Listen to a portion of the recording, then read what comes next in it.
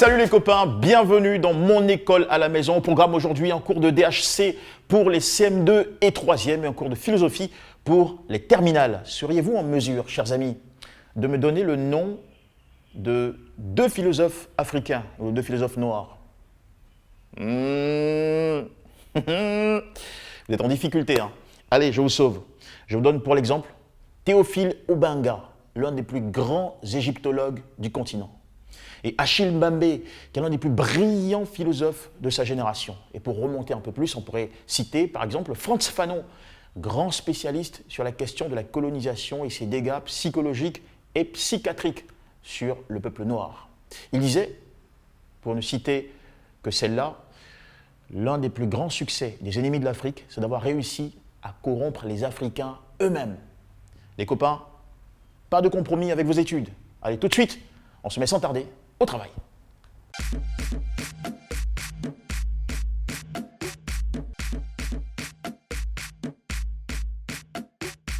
Bonjour chers élèves, je suis M. Koménan Salia, votre maître de CM2.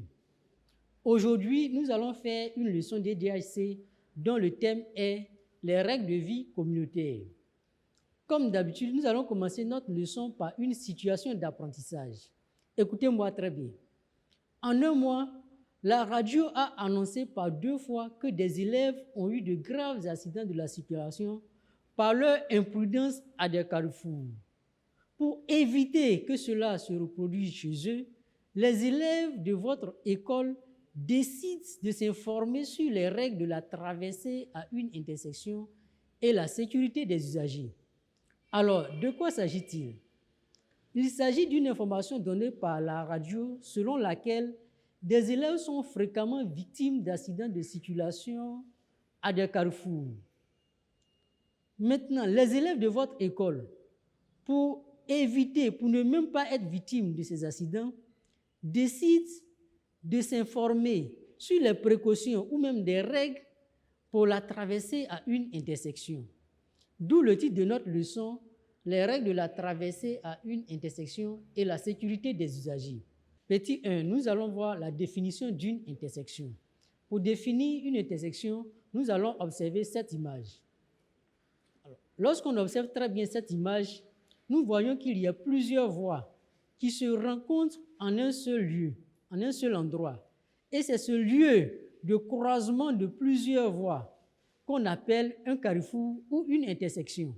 Donc, une intersection est un lieu de croisement de plusieurs voies. Maintenant que nous avons défini une intersection, nous allons voir les précautions à prendre pour la traverser à une intersection. Alors, revenons à l'image. Je suis à une intersection. La première des choses que j'observe, s'il y a un feu tricolore, alors j'attends que le feu soit rouge à mon niveau. Et je regarde à gauche et à droite.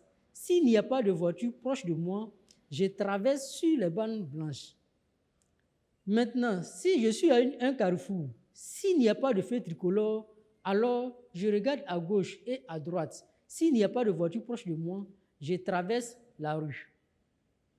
On ne traverse jamais en diagonale à une intersection. Qu'est-ce que cela veut dire? Je suis au point A, j'ai mon ami qui se trouve au point C et je vais rejoindre mon ami au point C.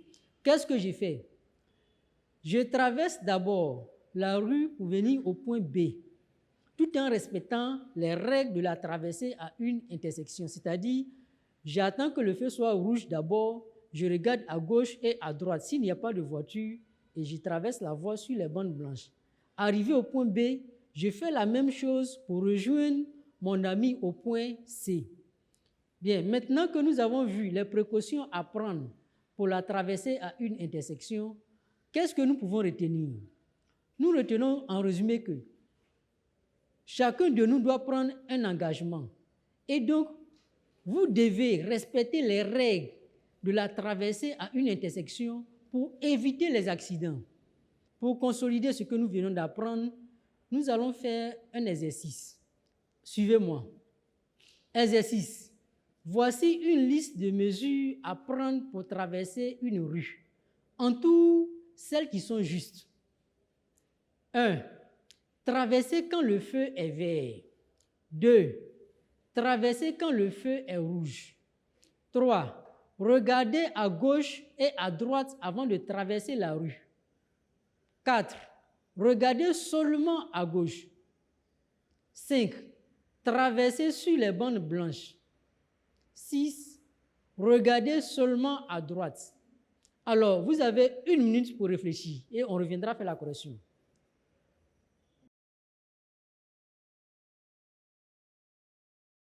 Correction de l'exercice. 1.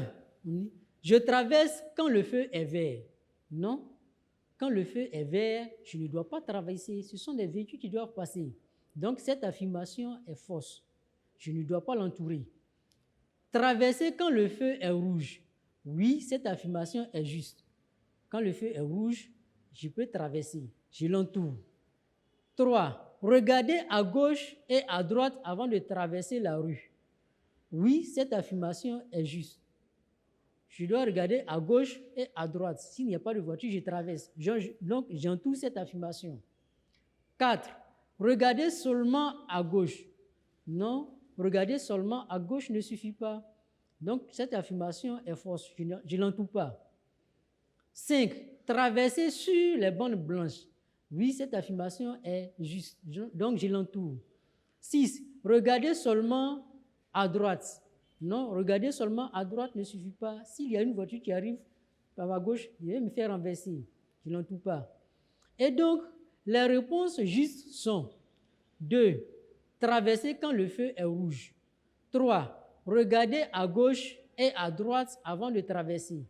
5. Traverser sur les bandes blanches. Chers élèves, apprenez vos leçons, faites votre exercice de maison et à bientôt.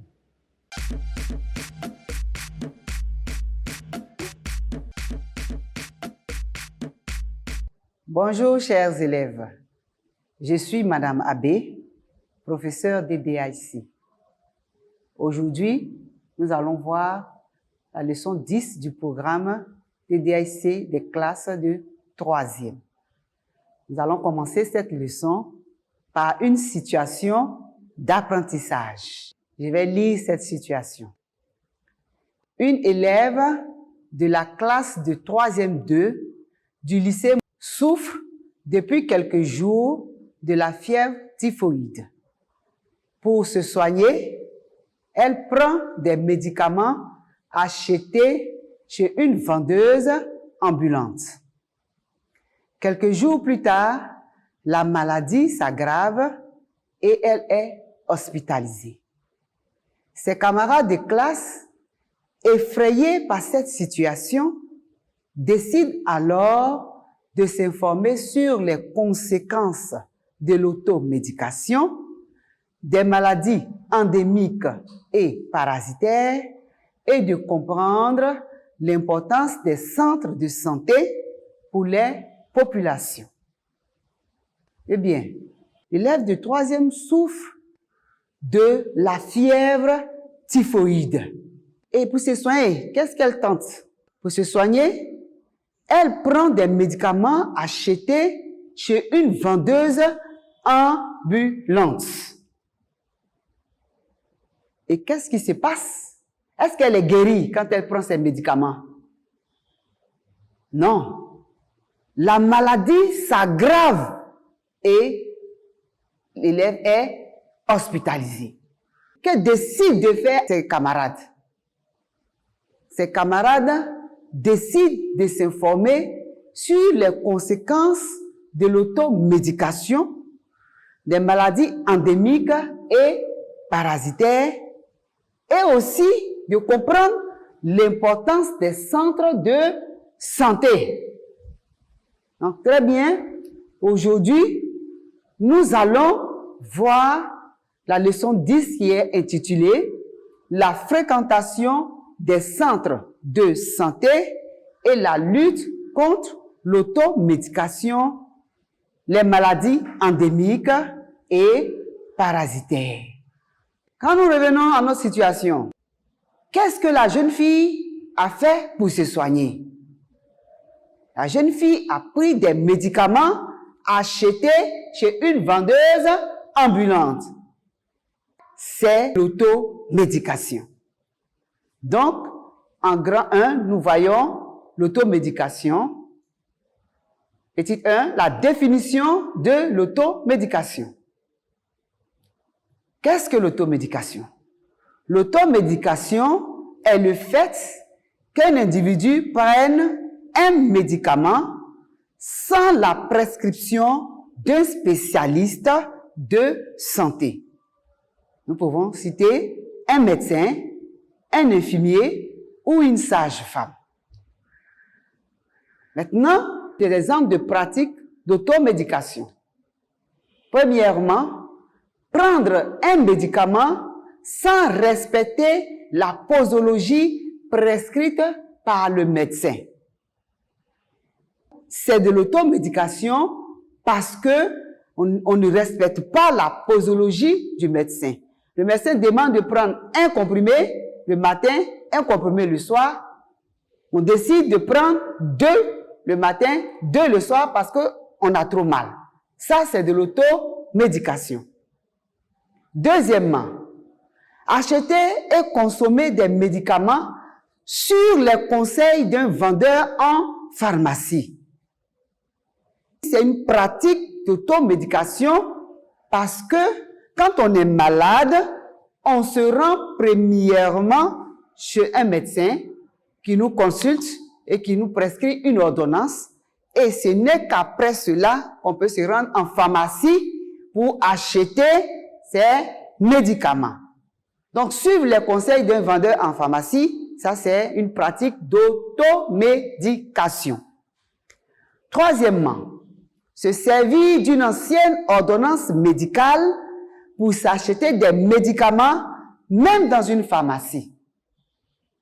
C'est une pratique d'automédication parce que l'année passée, tu as eu le paludisme. Le médecin t'a prescrit une ordonnance. Cette année encore, tu souffres du paludisme. Tu ne peux pas utiliser l'ancienne ordonnance pour t'acheter des médicaments cette année. Il faut aller consulter le médecin qui va te prescrire une ordonnance pour que tu puisses t'acheter tes médicaments. Donc, utiliser une ancienne ordonnance est une pratique d'automédication. Mais, pour les maladies chroniques ou de longue durée, le médecin signale qu'on peut utiliser la même ordonnance pendant 3 mois ou pendant 6 mois. Ce n'est pas une pratique d'automédication. Quatrièmement, acheter des médicaments dans la rue, c'est évidemment une pratique de l'automédication. Maintenant, nous allons passer à l'exercice d'application. Parmi les affirmations suivantes, relève celles qui sont des pratiques de l'automédication. Vous avez 1 minute pour traiter cet exercice.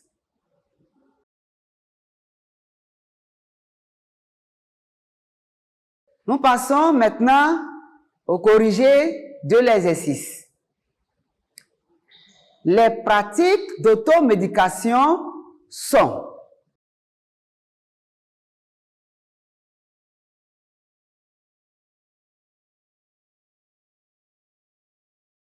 maintenant, nous allons passer aux conséquences de l'automédication. Quand dans notre situation, la jeune fille a pratiqué l'automédication, sa maladie s'est aggravée et elle a été hospitalisée. Donc, nous pouvons parler de l'aggravation de l'état de santé de la malade. En deuxième conséquence, nous pouvons citer le coma. Parce que cet état d'aggravation de santé peut l'entraîner dans le coma. Et à la suite du coma, la jeune fille peut aussi mourir. À ces 3 conséquences, nous pouvons ajouter le retardement du diagnostic. C'est le fait de se soigner à la maison, de s'acheter des médicaments dans la rue, retarde le diagnostic du médecin. Nous pouvons aussi ajouter les intoxications médicamenteuses. Cela se produit par le fait qu'il y a beaucoup de médicaments qu'on prend à la maison parce qu'on ne sait pas qu'est-ce qu'il faut choisir pour se soigner. Donc, on peut être intoxiqué. Une autre conséquence, on peut parler de la résistance de l'organisme au traitement. Du fait que nous avons utilisé beaucoup de médicaments, l'organisme peut résister au traitement que le médecin prescrit. Et ça, ce sont des conséquences de l'automédication. Eh bien, la jeune fille de notre situation souffre de la fièvre typhoïde. La fièvre typhoïde est une maladie en même temps endémique et parasitaire. Donc, nous allons voir la définition des maladies endémiques.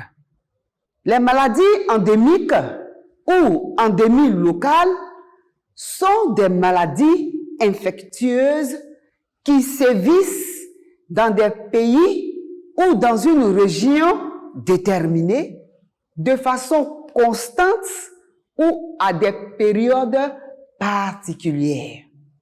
Nous pouvons donc citer le cas du paludisme, de l'onchocercose, de la fièvre typhoïde. Maintenant que nous avons vu la définition des maladies endémiques, nous passons à la définition des maladies parasitaires.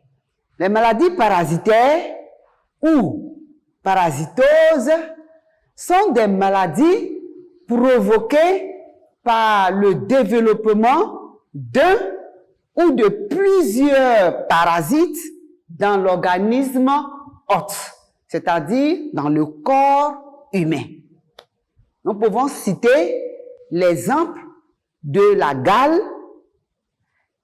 l'exemple du ténia ou du téniasis et l'exemple de la bilharziose, etc., etc. Il faut retenir que il y a des maladies telles que la fièvre jaune, la fièvre typhoïde et la méningite qui sont en même temps des maladies endémiques et des maladies parasitaires. Bien. Maintenant que nous avons la définition des maladies endémiques et parasitaires, nous allons parler des conséquences de ces maladies. Mais avant, nous allons faire encore un clin d'œil à notre situation d'apprentissage. Dans cette situation, quelle a été la conséquence des maladies endémiques ou bien de la fièvre typhoïde sur l'état de santé de la jeune fille?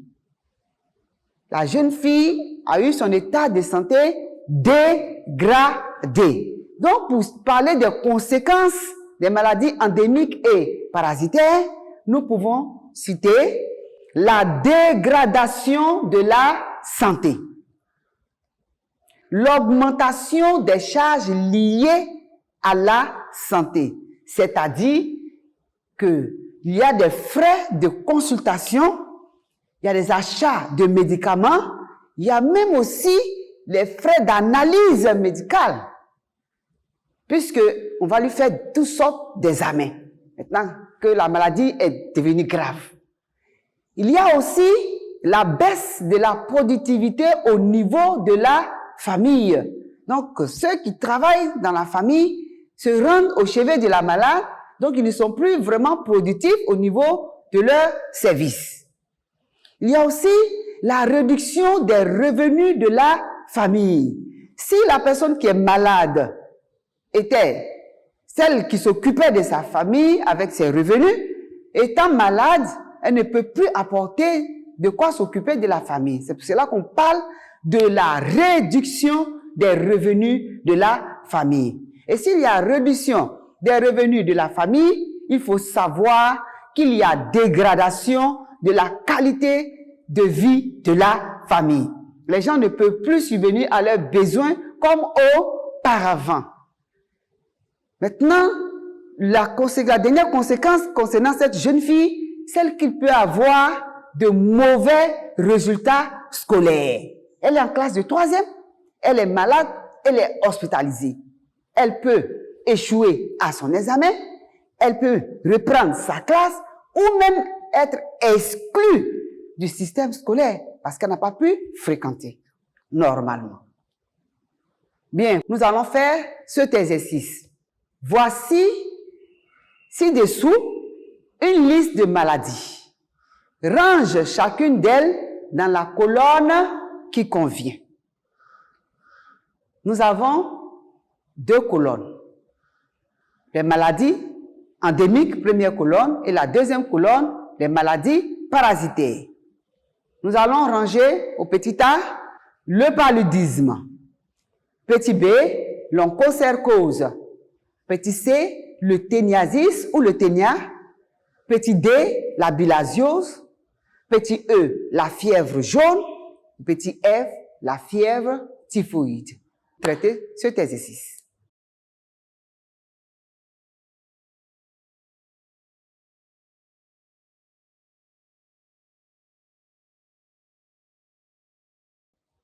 Bien, nous passons à la correction de notre exercice. Dans la colonne des maladies endémiques, nous avons le paludisme, l'onchocercose, la fièvre typhoïde et la fièvre jaune. Très bien. Nous allons voir au niveau des maladies parasitaires. Dans cette colonne, nous mentionnons le téniasis ou le ténia, la bilharziose, la fièvre typhoïde et la fièvre jaune. À ce niveau, il faut remarquer que la fièvre typhoïde et la fièvre jaune sont mentionnées dans les 2 colonnes, c'est-à-dire dans les maladies endémiques et dans les maladies parasitaires, parce que ces 2 maladies sont à la fois des maladies endémiques et parasitaires. Bien, pour lutter maintenant contre ces nombreuses conséquences de l'automédication des maladies endémiques et parasitaires sur la santé des populations, que faut-il faire? Il faut fréquenter les centres de santé. Qu'est-ce que le centre de santé? Définition. Un centre de santé est un établissement sanitaire de proximité, c'est-à-dire qui est proche de notre lieu d'habitation. Nous allons faire un exercice parmi les propositions de définition d'un centre de santé ci-dessous. Coche celle qui est juste. Le centre de santé est, petit a, l'espace réservé à la vente des médicaments de la rue. Petit b, le lieu des soins spirituels. Petit c, la maison des guérisseurs. Petit d, une infrastructure sanitaire de proximité. Vous avez 1 minute de réflexion. Cochez la bonne réponse. Très bien. Nous passons maintenant au corrigé de l'exercice. Dans les 4 propositions, c'est le petit D qui est la bonne réponse. Maintenant, nous allons voir l'importance du centre de santé. Pourquoi est-ce que nous devons nous rendre dans un centre de santé quand nous sommes malades? Le centre de santé a des avantages sur le plan individuel et communautaire. Sur le plan individuel, le centre de santé permet, premièrement, de se soigner. Deuxièmement, de lutter contre les infections graves. Il permet aussi de bénéficier des conseils pour éviter de se faire contaminer.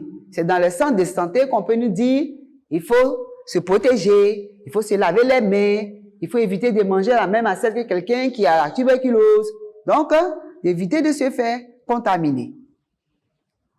Il faut aussi savoir que le centre de santé permet d'éviter les déplacements sur de longues distances pour recevoir des soins, puisque c'est à proximité de chez nous. Et aussi, il faut savoir que le centre de santé permet de préserver sa santé.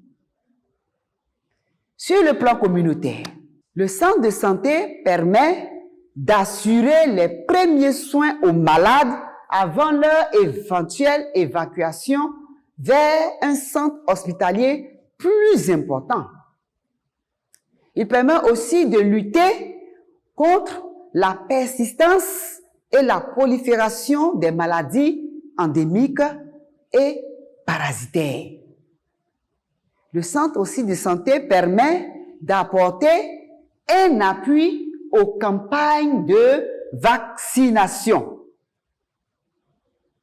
Il permet aussi d'améliorer la qualité de vie des populations par la sensibilisation au respect des règles d'hygiène. Bien, nous allons passer à un autre exercice. Chers élèves, suivez bien. Voici des affirmations relatives au rôle des centres de santé. Coche la case qui convient. Le centre de santé a pour rôle 2 points.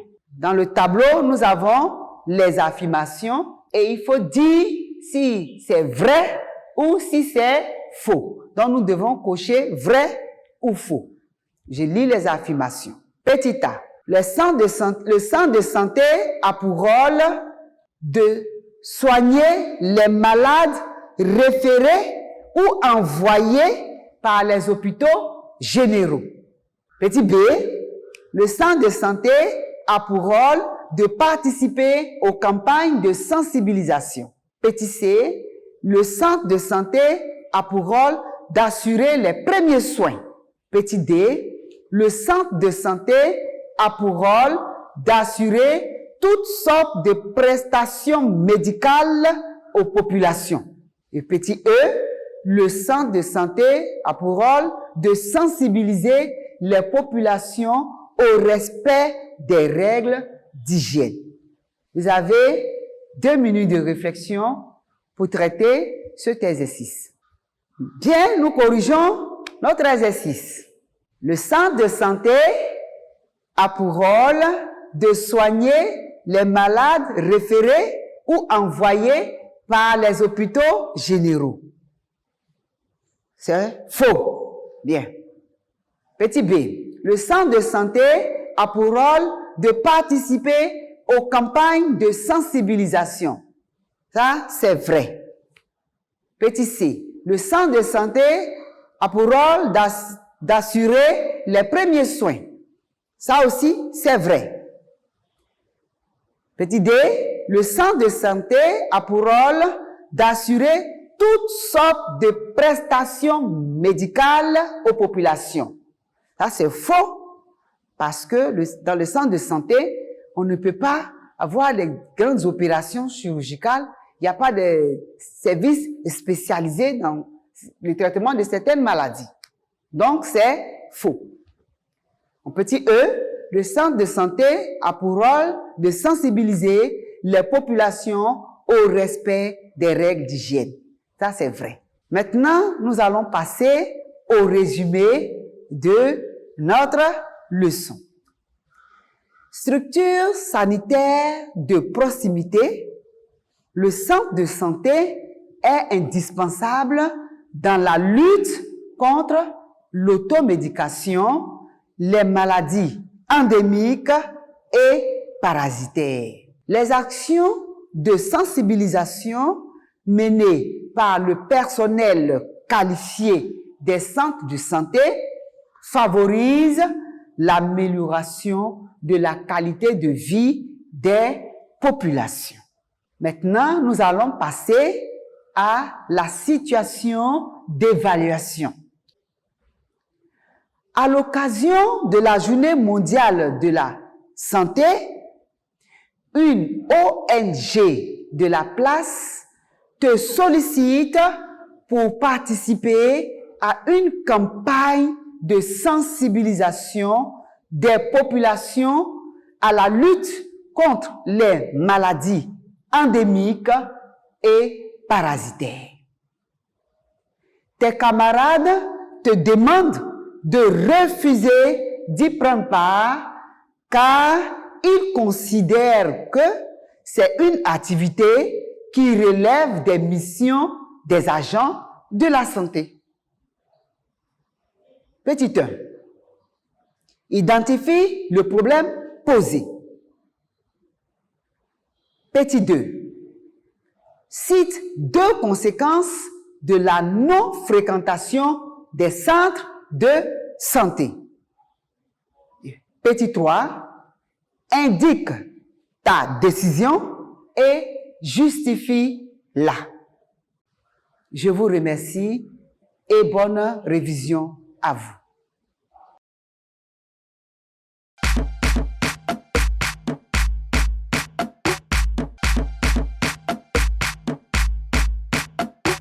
Bonjour chers élèves, chers candidats au baccalauréat, bonjour chers téléspectateurs, je suis M. Mrakwadio Jérémy, professeur de philosophie. Je vous invite ce jour à prendre part à un cours de philosophie pour le niveau terminal. Le cours portera effectivement sur la 3e compétence du programme, intitulée « Traiter une situation relative aux conditions d'épanouissement de l'homme ». Cette compétence a pour thème les conditions du bonheur. Il s'agira alors, dans cet exposé, de faire ressortir la première leçon. Celle-ci a pour intitulé « L'histoire et l'humanité ». À travers cette leçon, il existe des notions d'analyse qui vont nous guider dans ces réflexions. Il s'agit notamment de l'humanité, de l'histoire, de la culture et de la civilisation, de l'existence, de décoloniser et des aliénés. Bien, chers élèves, comme indiqué tout à l'heure, la leçon que nous allons conduire reposera sur le plan suivant. Une introduction d'entrée. Dans un grand 1, nous verrons les caractéristiques de l'humanité. À travers cette première grande partie, nous aurons 2 sous-aspects. Le premier, donc, en grand A, la compréhension de la notion d'humanité à travers l'histoire, la culture, la civilisation et l'existence. En grand B, les interactions entre l'humanité, la culture, la civilisation et l'histoire. La deuxième grande partie est les différents rôles de l'homme dans l'histoire. À ce niveau, nous verrons en grand A l'historicité comme expression de l'humanité et en grand B la responsabilité de l'homme dans le cours de l'histoire. Dans ce second aspect, des sous-aspects seront examinés. Premièrement, percevoir l'homme comme objet de l'histoire. En second lieu, l'homme comme sujet de l'histoire. Et en troisième lieu, l'homme à la fois objet et sujet de l'histoire. Et en dernier ressort, le grand 3 de notre analyse portera sur décoloniser et désaliéner, 2 exigences de l'humanité. En premier lieu, décoloniser et désaliéner comme refus de la domination. En grand B, la diversité culturelle comme facteur d'enrichissement de l'humanité. Et bien sûr, nous aurons une conclusion. Cette conclusion, pour sortir de la réflexion, nous permettra de mettre en relief un ensemble d'auteurs. Ces auteurs seront énumérés au fur et à mesure de la réflexion. Bien, chers élèves, comme indiqué tout à l'heure, nous allons donc conduire notre réflexion à partir de la première leçon de la compétence 3, l'histoire et l'humanité. En rappelant les contenus, humanité, histoire, culture et civilisation, existence, décoloniser, désaliéner. Alors, en guise d'introduction, il faut rappeler simplement que dans le cadre des relations internationales, on a pu s'apercevoir que les rapports entre les peuples et les communautés bien souvent, ont révélé des contextes de domination, d'assujettissement. C'est dans cette optique que la réflexion permettra de comprendre que l'histoire et l'humanité révèlent l'identité spécifique de l'homme parmi les êtres vivants. Il s'agit alors d'évaluer ce qui caractérise l'histoire et l'humanité. Ainsi, l'évolution de l'humanité rend compte des diverses productions que les hommes ont pu réaliser. Dès lors, l'histoire permet-elle de saisir les caractéristiques fondamentales de la notion d'humanité. La première grande partie de notre analyse retenir les caractéristiques de l'humanité. Comment peut-on caractériser l'humanité? Premier sous-aspect, donc le grand A, on peut retenir ceci, la compréhension de la notion d'humanité à travers l'histoire, la culture, la civilisation et l'existence. Comprenons, chers élèves, que la notion d'humanité au sens propre désigne la totalité des hommes, intégrant de ce fait l'ensemble des communautés sur Terre. On peut spécifier cela en relevant que l'humanité peut correspondre à un ordre éthique et moral qui réunit les hommes et les distingue des autres êtres, notamment les animaux. Pour ce faire, citons l'un des grands tragédiens de l'Antiquité grecque, notamment Sophocle. Il écrit ceci: « Il est bien des merveilles en ce monde, il n'en est pas de plus grand que l'homme », dans son ouvrage Antigone. Ce propos de Sophocle expose clairement qu'effectivement l'homme est un être spécifique et cela traduit aussi sa grandeur comparée aux autres êtres vivants. Plus tard, l'histoire de la philosophie met en relief la vision de Blaise Pascal. Pour Pascal, dans le traité du vide, l'humanité est une suite de tous les hommes. Et dans cette évolution, l'homme est comparé à un grand être qui apprend et qui se transforme sans cesse. Dans ces conditions, on note que l'évolution évoquée à propos de l'humanité dévoile le domaine de l'histoire. Effectivement, l'histoire, en un premier sens, peut désigner l'ensemble des événements et des faits qui ont jalonné le cours du passé humain. À ce propos, l'histoire va permettre de dévoiler aussi les productions que les hommes ont pu accomplir de génération en génération, et ces productions sont d'ordre matériel et d'ordre intellectuel. À ce propos, la culture et la civilisation se dévoilent. Par culture, on peut entendre l'ensemble des modifications que l'homme imprime à la nature et lui-même sa propre nature. C'est pourquoi, lorsque Senghor, pour rappeler, fut le premier président de la République du Sénégal, l'un des plus illustres intellectuels africains, membre de l'Académie française, Senghor faisait remarquer que la culture est en réalité la civilisation en action, dans son ouvrage Liberté. Si la culture et la civilisation intègrent des liens si étroits, on perçoit clairement que l'existence va révéler aussi l'humanité.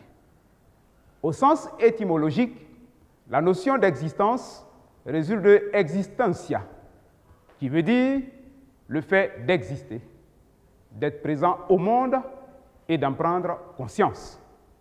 Cela traduit que les pensées, les jugements et les conduites de l'homme le rendent spécifique. Pour témoigner de cela, Jean-Paul Sartre pour préciser, est l'un des derniers grands intellectuels, philosophes.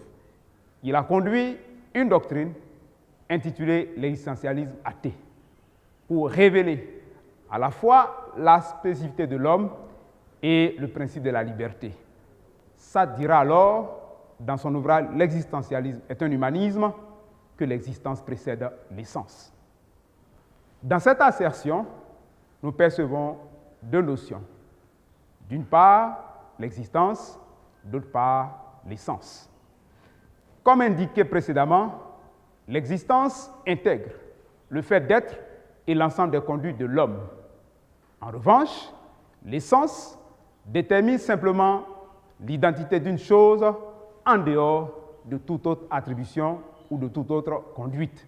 C'est pourquoi on peut relever que dans l'histoire de la philosophie, l'existentialisme et l'essentialisme ont constitué deux courants qui se sont opposés. À ce propos, quel cadre d'interaction les notions évoquées précédemment peuvent dégager pour saisir la notion d'humanité?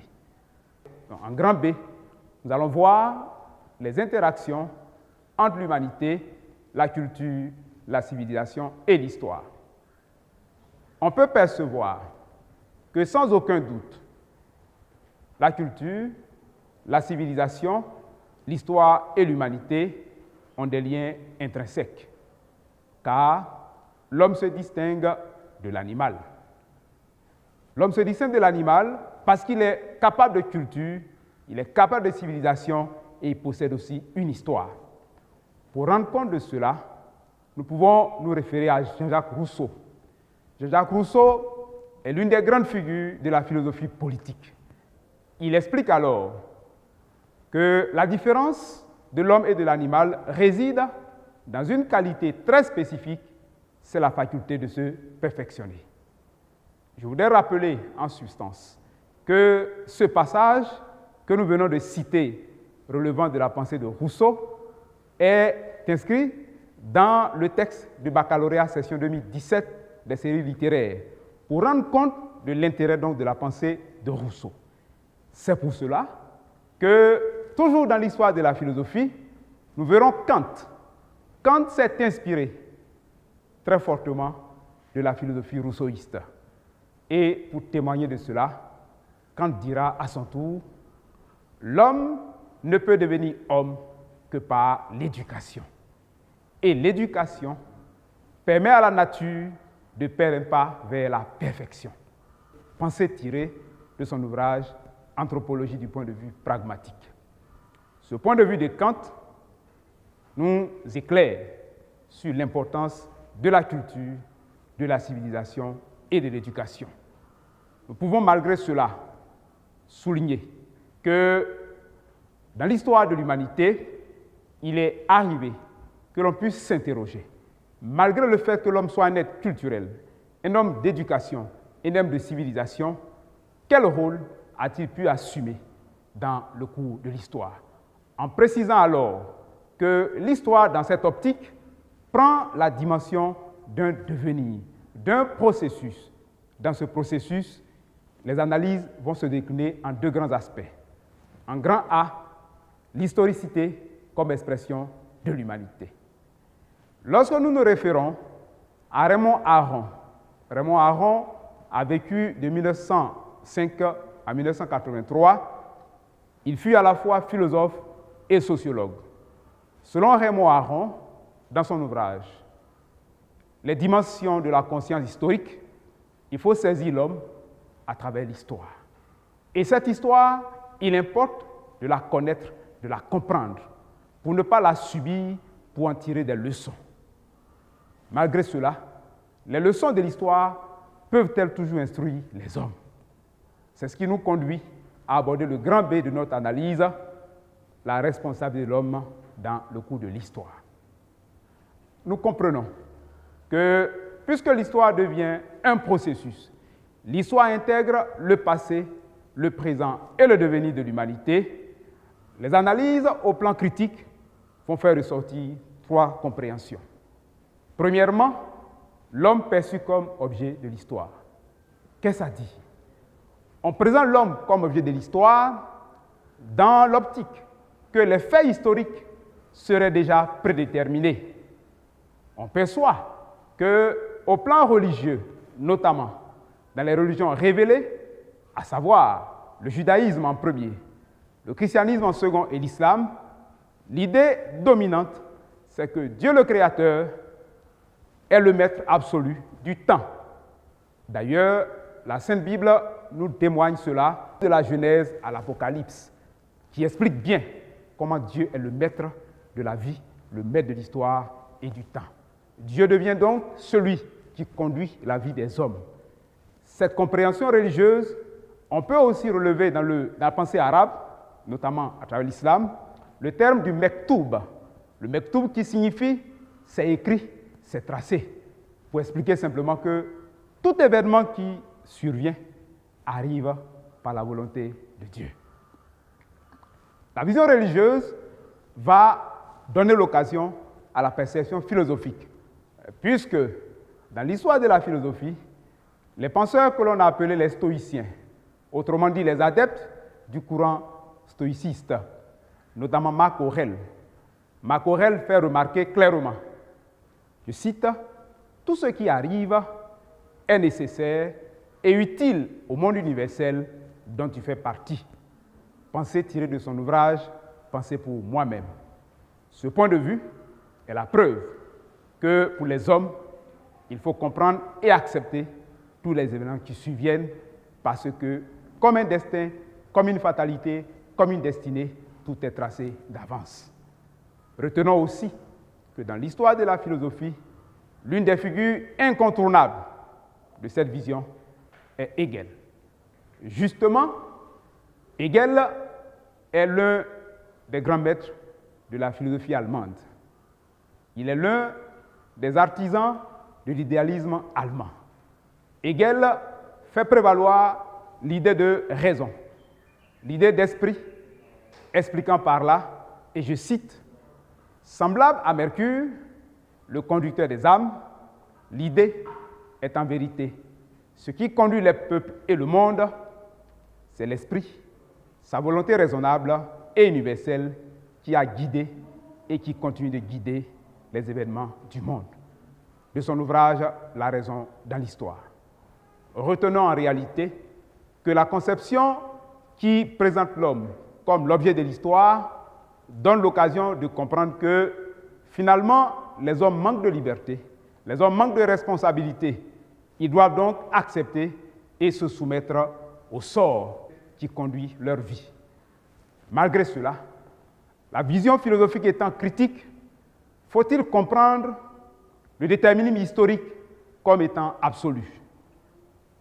En second lieu alors, nous allons aborder l'aspect l'homme comme sujet de l'histoire. En réalité, c'est cela la critique philosophique. Au XVIIIe et XIXe siècle, des penseurs illustres vont se dresser contre Hegel. Au fond, ils sont des héritiers, mais des héritiers au plan critique. Citons notamment Karl Marx et Engels. Karl Marx a vécu entre 1818 et 1883, Engels 1820 et 1895. Ces deux auteurs, ces deux penseurs ont défendu contre l'idéalisme hegelien ce qu'on appelle le matérialisme historique. Ils affirment que, et je cite, la conception hegelienne de l'histoire qui suppose un esprit abstrait ou absolu qui fait de l'homme une masse relève d'une double insuffisance, fait référence à l'ouvrage La Sainte Famille. Cet ouvrage, il faut le préciser, a été coécrit par Karl Marx et Engels. Mais Marx lui-même, auteur d'un ouvrage particulier, précise, et je cite, « Les hommes font leur propre histoire dans des conditions directement héritées du passé », confère l'ouvrage Le 18 Brumaire de Louis Bonaparte.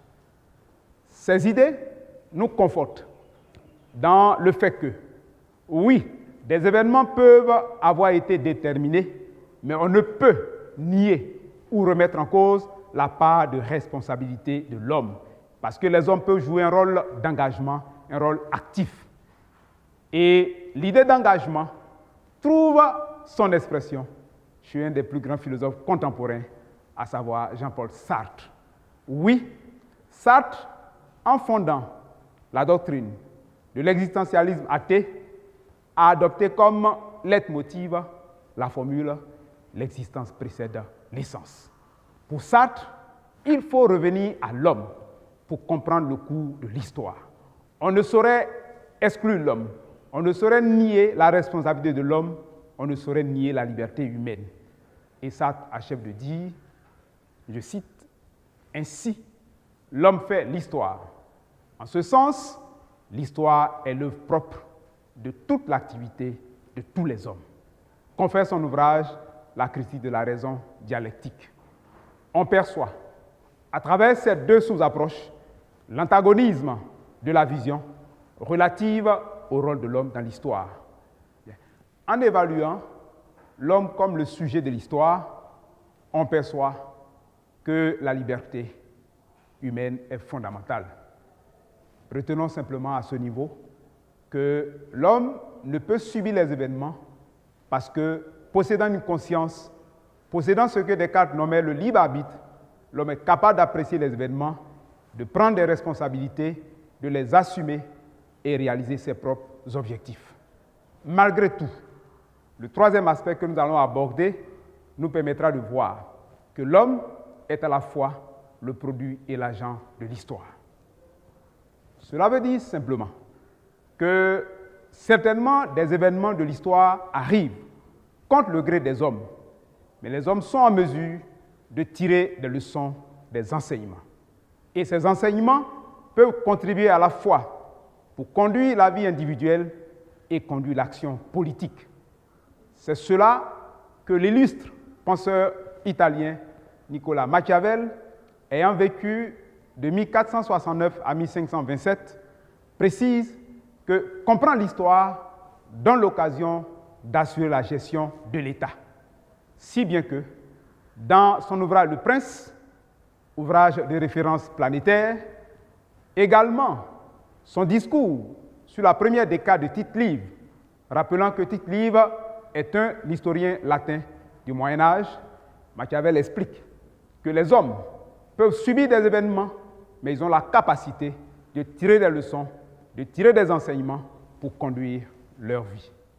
D'ailleurs, si nous nous ramenons à l'actualité, nous pourrions dire que cette crise sanitaire planétaire à laquelle nous sommes confrontés devrait donner l'occasion, malgré les drames, de préparer l'avenir en tirant des leçons, en prenant des engagements nouveaux à partir desquels l'humanité se prépare pour l'avenir à faire face à de telles situations.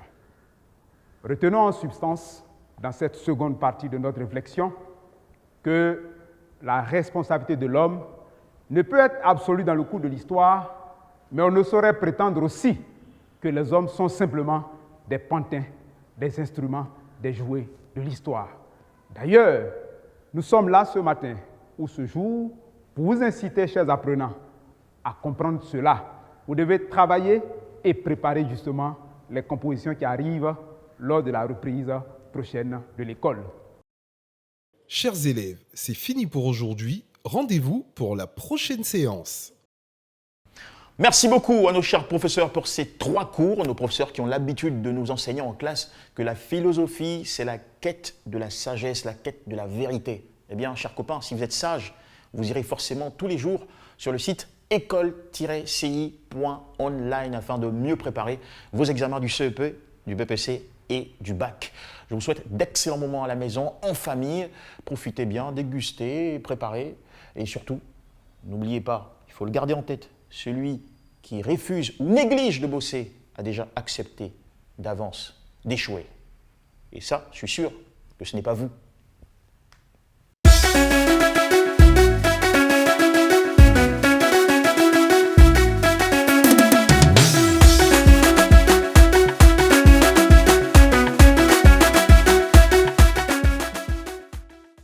Soyez sérieux